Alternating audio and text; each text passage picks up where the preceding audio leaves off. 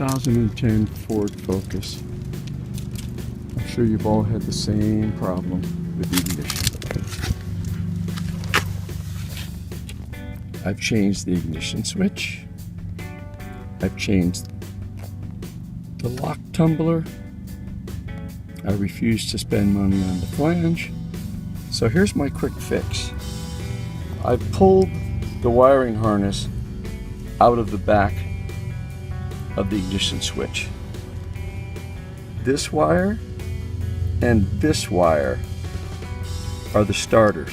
This is a hot lead, this is the starter wire. I'm going to install a push button switch to start the car. Okay, so I've tied my new leads into the two main wires. Remember, this is the hot lead, this is the starter lead. This goes to the starter when you turn the switch all the way. So now what I'm going to do is I have some ends on here. I'm going to fasten them to the switch.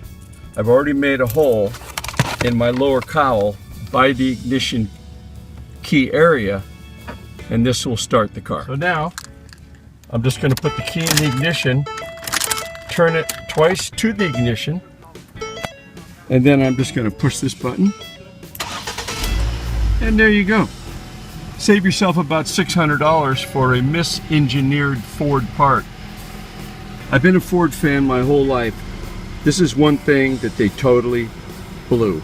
And there should have been a recall, or at least something in the Lemon Law. Anyway, that's a quick fix. It cost me $4.95 for the switch and a little bit of time, but that'll do her. So here's the end result. Just put the key in, turn it to on, push the button. It's as simple as that. No more hassle, no more paying Ford ridiculous money to fix stuff that was a bad flaw to begin with.